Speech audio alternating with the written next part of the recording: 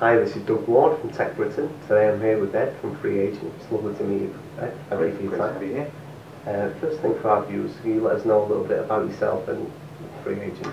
Yeah, so FreeAgent is a company we founded about 5 years ago. Our product is an online accounting product for freelancers and micro businesses and startups.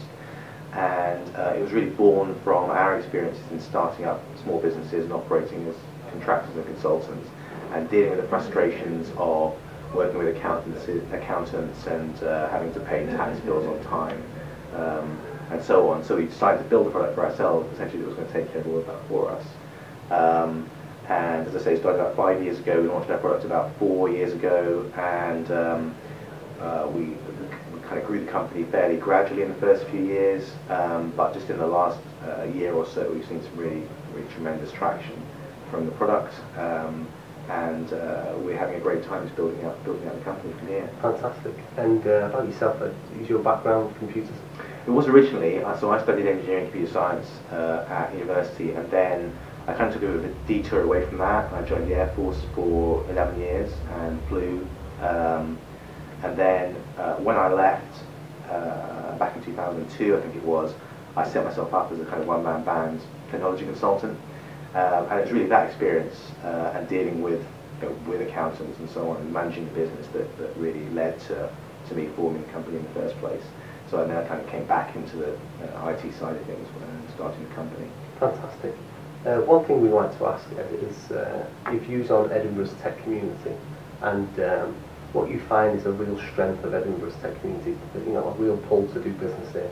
Yeah, so I think when we started the company here in 2007, I wasn't particularly aware of anything going on here from a tech point of view.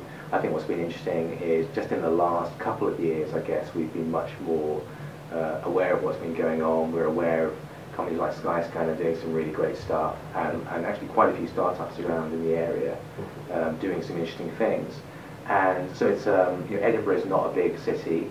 It's kind of famously, you know, kind of like just one big village, and so it's quite nice that there's quite a small community of tech people up here, just a handful of companies doing interesting things, but that feels kind of, you know, that's on a kind of human scale for us, and you can kind of know everybody in the scene.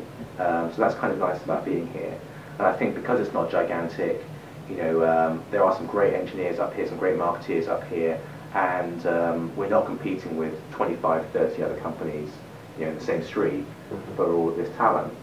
So that's been quite a bonus about being up here. Sounds like a real plus. Yeah. One thing we'd like to ask, Ed, is your views on government support. Do you think tech companies should be more supported by the government? What's your views there? So I'm not a big believer in kind of direct support and grants and intervention and too much hand-holding from government. I've not had great experience of getting help from government organisations. I think it's very hard for government to understand exactly how to support new technology businesses, because by their very nature they don't lend themselves to producing 30-page business plans, which is the traditional kind of requirement for kind of legacy government support. And that's fine when you're starting a new manufacturing business, or you know, you're going into car parts or something like that. But if you can't produce that business plan because you don't really know how the technology is going to play out and what the market's going to do with what you've got, then you're not going to get over that first hurdle. I also kind of think, I don't think it's just about Edinburgh, it's probably the same in London, is the sort of people who you are asking to give you advice from those kind of government agencies will not have seen anything like the sort of thing that you're going to do. So you know, you'd be fine in Silicon Valley or whatever, because these guys are in multiple serial entrepreneurs coming back into the community. Sure. And with the best sort in the world, you're not going to get that in Edinburgh or even London. So I don't think government and government agencies are really the right sort of support for the kinds of businesses that we're talking about. So would you suggest for Britain to compete on an international scale that we would almost need entrepreneurs to? It's a real chicken and egg thing. You know, you've got to see one of the real strengths of Silicon Valley is the way that the kind of, it's all very cyclical, and you have entrepreneurs who exit from their companies and come back in as investors or mentors to new startups.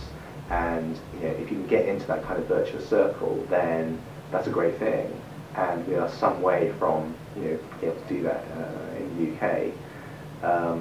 But we're making a start, and maybe in 5-10 years or however long it takes, we'll have something more like that.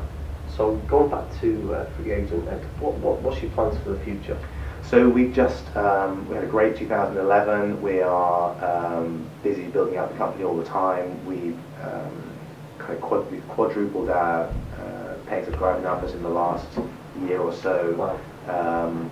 We went from 10 employees, we now have about 40, and we're just opening an office in the US. Mm-hmm. So we are pretty ambitious about what we think we can do. We think there is a lot of, there are just millions and millions of very tiny businesses out there who are experiencing the pain of dealing with their finances every day, and we think we have a great solution for them, which we want to take out there to them. So, I mean, one of the things we work about working in this business is about every 6 months we make some great steps forward in what we've done in terms of user numbers, in terms of what the product's capable of, and then we kind of raise our sights again, even higher than they were before, and we follow this curve up, always getting more ambitious about stuff.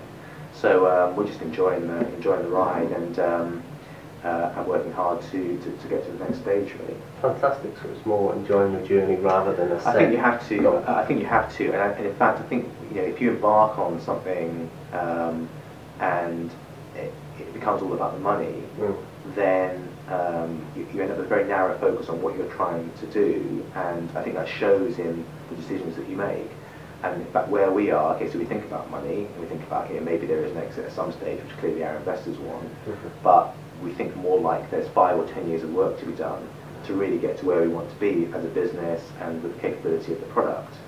And actually, if you think like that, it's just about how happy can you make customers such that they agree to give you money, then all this other stuff kind of comes along with that, and maybe good things will happen or whatever. But you almost have to kind of not think about the money to get to that point in time, if you know what I mean. Sure. Yeah. Ed, I'd like to thank you for your time. It's been fascinating. Great. Thank you very much. Thanks very much. Cheers. Thank you. Cheers.